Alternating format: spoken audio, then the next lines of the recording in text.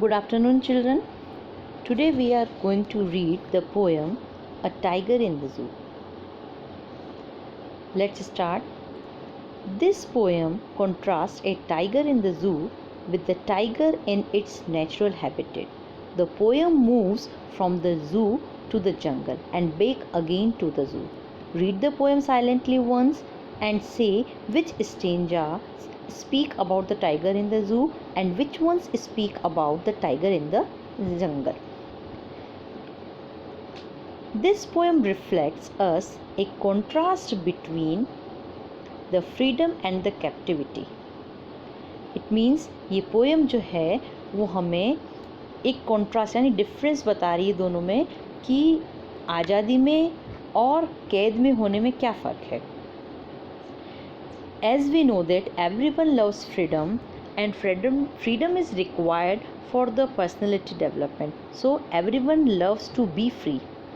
In this poem, with the help of the tiger, I want to say that the poet can take any animal, any creature, any person, but he has used a creature, a tiger, to tell us about the difference between the freedom and the captivity, that everyone loves the freedom, and all these things very beautifully mentioned in the poem. इस poem में poet ने हमें ये बताने की कोशिश की है कि कैसे हर कोई आज़ादी को पसंद करता है.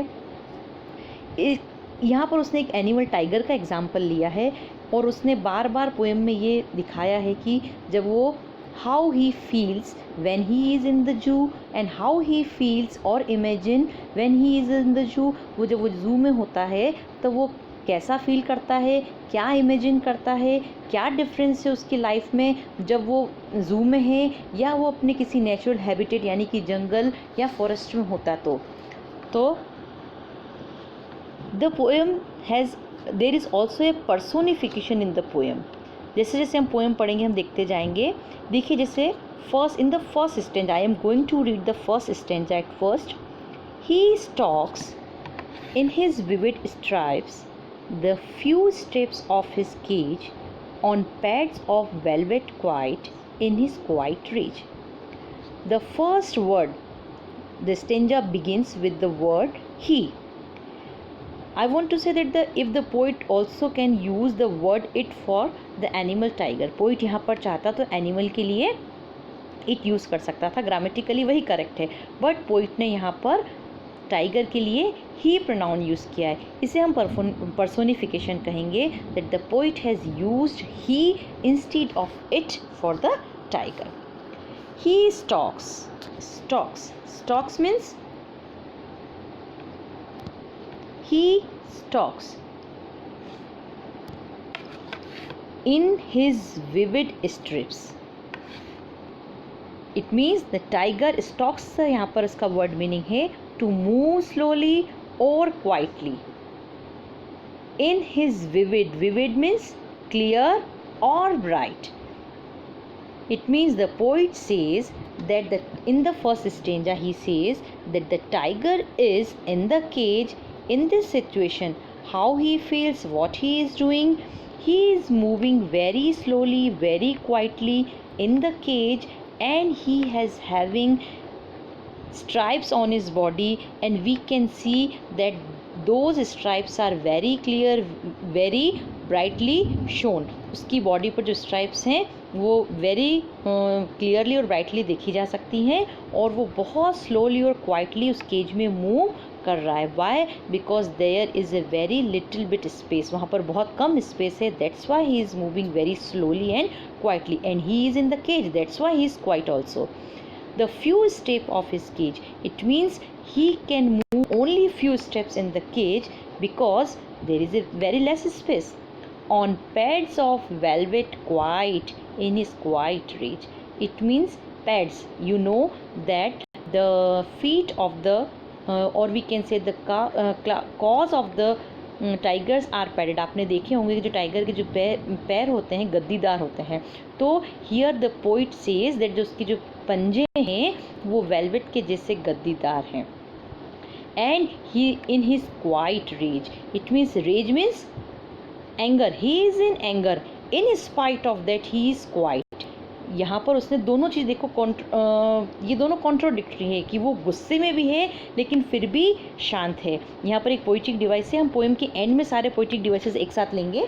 तो यहाँ पर पोइट ये कह रहा है कि उसके जो पैर हैं वो गद्दीदार हैं, वेलवेट जैसे, padded feet, and he is very angry but he is quiet or silent. Why? Because he is in the cage. Now move to the second stanza. He should be lurking in shadow, sliding through long grass near the water hole where plump deer pass. He is for the tiger. In this stanza, the poet shows how the real life of the tiger should be.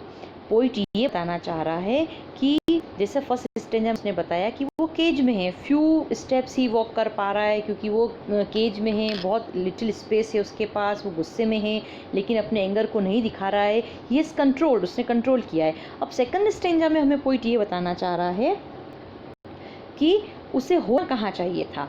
He should B, it means उसे होना चाहिए था कहाँ, ल्यूक्रिंग means to wait somewhere secretly, especially in order to do something bad. It means he should hide himself. Shadow means hide. Here shadow means ऐसा होता है छाया, है ना, लेकिन यहाँ पर मीनिंग है कि पोइट ये कहना चाह रहा है that the tiger should be hide himself to wait somewhere to hunt. Tiger करना क्या चाहिए, he should not be in the cage, उसे केज में नहीं होना चाहिए। इन स्पाइट ऑफ दैट, होना तो ये चाहिए कि वो छुप करके अपने शिकार का इंतज़ार करे। Sliding through long grasses and he should move in the long grass, लंबी लंबी घास में उसे मूव करना है, अपने शिकार को ढूंढना चाहिए। होना तो ये चाहिए, कहाँ कहाँ ढूंढना चाहिए, he should find out, he should search, he should look for his prey in the long grass near the water hole. It means near the water places where plump deer pass. Plump means pleasantly fat, यानी जो हट्टा कट्टा मोटा, deer हिरण, pass यानी गुजरता है। It means at the bank of the river, bank of the water bodies, the deer, a plumpy deer could be found. So the tiger should be there, not he should be in the cage. उसे पिंजरे में नहीं होना चाहिए, उसे कहाँ होना चाहिए, छुप करके शिकार का इंतज़ार करना चाहिए, लंबी घास में छुप करके, वाटर बॉडीज़ के किनारे पर, जहाँ पर मोटे अच्छे प्लम्पी फैटी और प्लीजेंटली फैट डियर उसको मिल सके और उनका शिकार कर सके। Now we move to the third stanza. He should be snarling around houses at the jungle's edge, baring his white fangs, his claws terrorizing the village. Again, in this stanza, the poet is telling us that what kind of behavior should be of him, कि उसका behaviour कैसा होना चाहिए। Poet हमें फिर से इस तीसरे स्टेंजा में यही बताने की कोशिश कर रहा है, होना क्या चाहिए। He should be snarling, snarling means to make an angry sound showing his white teeth. It means he should be around the houses at the jungle's edge, where the jungles finish or jungles end, where he should be to make angry or to make the people create fear for him. होना ये चाहिए कि वो घरों के आसपास रहे और अपना गुस्सा वहाँ पर, एंगर वहाँ पर शो करे, अपने वाइट टीथ शो करके, ताकि लोग उससे डरें। Bearing his white fangs, his claws. Bearing means uncovered. Here we can say that he should show his white fangs. Fangs means long sharp teeth, and his claws means पंजे। होना ये चाहिए that he should show his uncovered, means he should show his long sharp teeth and his claws to the people who are living in their houses, and he should terrorizing the village. Terrorizing means he should create fear amongst the villagers. होना तो ये चाहिए कि जो शेर है क्या करे, वो एक खौफ पैदा करे, डर पैदा करे गांव वालों के दिमाग में, इनके माइंड में, और अपने लॉन्ग फैंग्स, शार्प टीथ और पंजों से उनको डराए। लेकिन हो क्या रहा है, he is in the cage. Now next stanza. But he is locked in a concrete cell, his strength behind bars, stalking the length of his cage, ignoring visitors. Now again poet says moves that he is in the cage. Second और third stanza में, in the second and the third stanza, the poet has tried to tell us that where he should be, what kind of behavior behaviour should be done by him. Poet ने हमें ये बताया second और third stanza में कि होना क्या चाहिए, उसका बिहेवियर कैसा होना चाहिए, उसे कहाँ होना चाहिए. और फर्स्ट स्टेंजा में उसने बताया कि वो केज में है. अब थर्ड स्टेंजा में फिर से वो केज में टाइगर है और उसके बारे में हमें बता रहा है. Again the poet says that he is locked in a concrete cell. The poet says that tiger is locked, वो बंद है. कहाँ पर? In the cell, in the real cell. His strength, it means his power, his strength, his body, all his majesty is behind the bars. It means his power, his strength is behind the bars. यानी कि जो bars हैं, यानी cell के जो bars हैं, rods हैं, उन बार्स के सलाखों के पीछे उसकी सारी पावर है. It means he is not able to do anything. Stalking the length of his cage.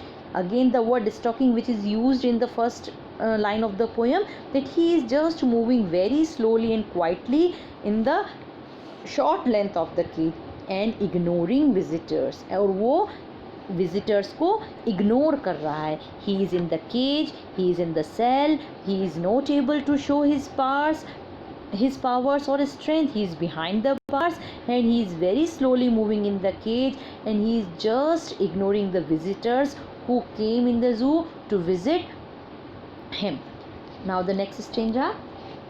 He hears the last voice at night, the patrolling cars, and stares with his brilliant eyes at the brilliant stars.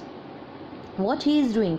The poet says that the whole day he faces the visitors who come to visit him in the zoo. पूरे दिन भर वो यही करता है कि visitors जो आप और हम जैसे लोग ज़ू में एनिमल्स को देखने के लिए जाते हैं, तो ऑब्वियस है कि एनिमल्स टाइगर को देखने, उनमें ज़्यादा क्रेज़ होता है कि टाइगर जैसे वाइल्ड एनिमल को देखें तो उसको देखने आते हैं, उसको देखते हैं, उससे वो उसकी प्राइवेसी, उसकी सारी चीज़ें डिस्टर्ब होती हैं, तो दिन भर सारी वॉइस सुनता रहता है. और now he can't take rest during the whole day. ना, he remains disturbed. But in the night again he is not able to take the full rest because he is now able to hear the moves of the patrolling cars. Police जो patrolling करती है रात को car से, उनकी voice अब वो रात में सुन रहा है. And stares with his brilliant eyes. Brilliant means bright eyes. अब वो क्या कर रहा है? Stare means gaze. He is continuously looking forward, looking to the, नीचे वाली लाइन देखिए last, at the brilliant stars. It means he is gazing, he is staring to the bright stars with his very bright eyes.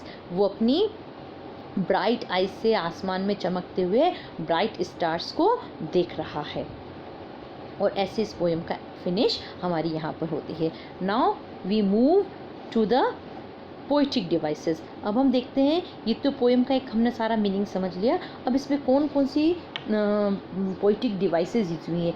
As in the starting of the poem I have told you that the poet has used personification because he has use the word he in spite of the word it for the tiger. जैसा कि first stanza की first word को आप देखिए he, second stanza के first word को देखिए he, third stanza के फर्स्ट वर्ड को देखिए ही, तो ये पर्सोनिफिकेशन है. और देखिए the poet has used imaginary in the poem because he has created imagination in the poem. उसने पूरी पोएम में एक इमेजिनेशन क्रिएट किया है. जब आप इस पोएम को पढ़ते हैं, जैसे जैसे आप पोएम को पढ़ते हैं, ऐसा लगता है कि कुछ इमेजेस हमारे माइंड में बन रही हैं. जैसे कि यहाँ पर देखिए, लुकरिंग इन शेडो और near the water hole, stalks in vivid strips, snarling around houses.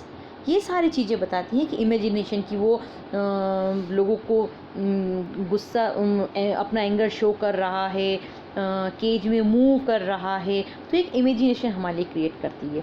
अब देखिए हम आते हैं इसकी फर्स्ट स्टेंजा में। अब हम सबसे पहले इसकी राइमिंग स्कीम देखते हैं। आपको बहुत अच्छे से पता है कि राइमिंग स्कीम हम कैसे पता करते हैं। देखिए फर्स्ट स्टेंजा यहाँ पर stripes and the third line stripes, and the second cage, quiet, rage. The first last word of the first line we mark A for it, and the second cage we mark B for it, and C, quiet, this is another again C, and the last rage, it means cage and rage means B. So the rhyming scheme of the poem is A, B, C, B. Okay. Again second stanza. Shadow,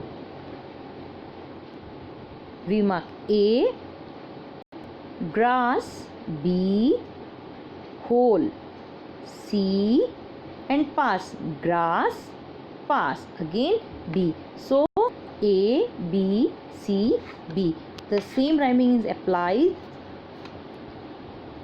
in stanza 3, 4 and 5th. This is for the rhyming scheme. And now again move to the first stanza. देखिए in the fourth line, quiet rage. This is, देखिए rage means anger, गुस्सा, and quiet. Rage means anger, गुस्सा, and quiet means शांत. Both the words are just opposite of each other. गुस्सा भी और शांत भी, ऐसा कैसे हो सकता है? इसलिए ये पोइट ने एक ब्यूटी क्रिएट की है पोएम में। ये जो पोइटिक डिवाइस यहाँ पर पोइट ने यूज़ किया है, इसे हम कहेंगे oxymoron, OXYMORON, oxymoron. It means when the two words used together that have opposite meaning. यहाँ पर देखिए quiet और rage दो अलग अलग words यूज़ किए गए हैं और दोनों का opposite meaning है, इसलिए ये जो poetic device है oxymoron. You should learn about the poetic devices because in the examination poetic devices are asked to you. And in the third line, third line of the first stanza, pads of the velvet. It means यहाँ पर उस क्या कहा है poet ने, tiger के जो feet हैं, उसके जो क्लॉज हैं, वो कैसे हैं, वेलवेट के हैं. यहाँ पर उसने बताया है कि उसको मान लिया गया है कि उसकी जो पैर है वो पैड्स जो हैं जो वेलवेट के ही हैं. तो यहाँ पर ये मेटाफर है. ये थर्ड पैड्स ऑफ वेलवेट में जो पोइटिक डिवाइस यूज़ हुई है, it is metaphor, METAPHOR, metaphor. Now अब देखिए यहाँ पर again the first line, stalks, S, stalks and stripes. Repetition of initial consonant sound in the same line, it is alliteration. I have told you in the previous 9th class about it. Alliteration, ALLITERATION. Alliteration यानी कि एक ही line में जब कोई consonant sound repeat होती है. तो यहाँ पर देखिए स्टॉक्स, स्ट्राइप्स. और देखिए यहाँ पर इस पोएम में कहाँ और एलिट्रेशन आपको दिखाई दे रहा है. देखिए यहाँ पर in the 1 2 3 4th stanza, 1 2 3 4th stanza में behind bars. Again this is alliteration, ये फिर से एलिट्रेशन है. इसी के ऊपर वाली लाइन में और आप देखिए concrete cell, CC, this is again the alliteration, ये एलिट्रेशन है यहाँ पर.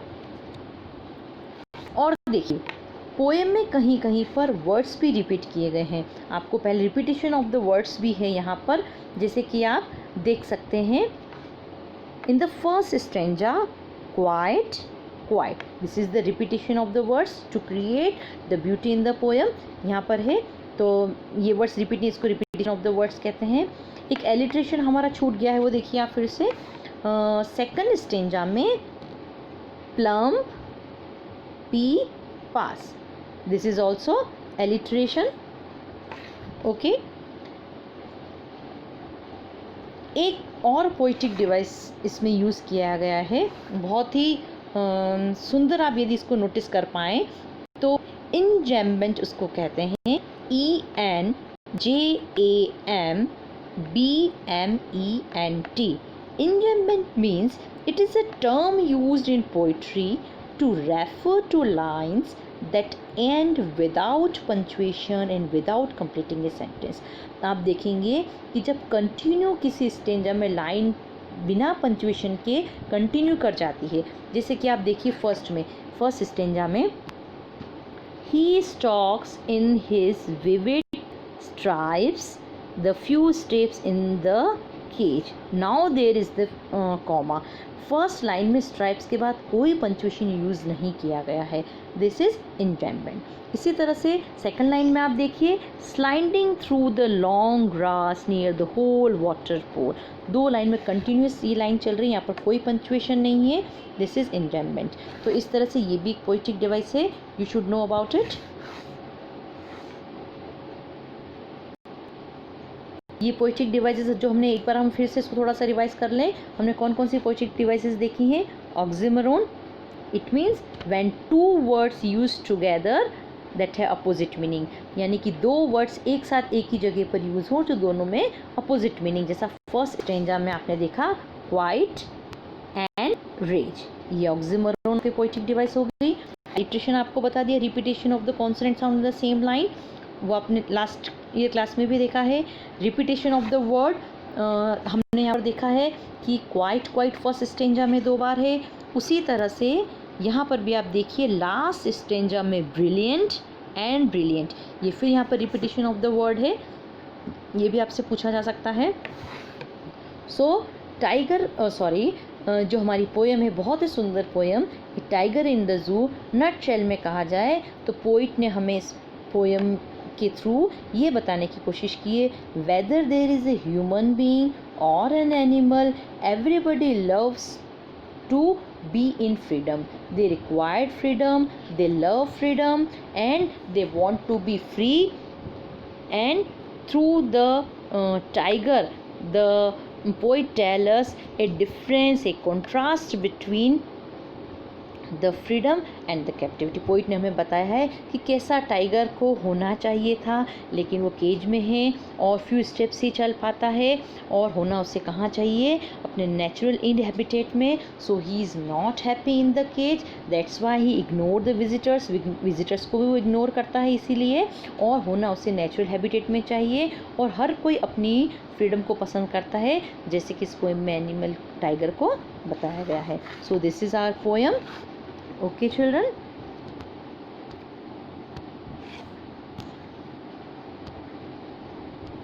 वीडियो देखना नहीं, हमने सिर्फ उसको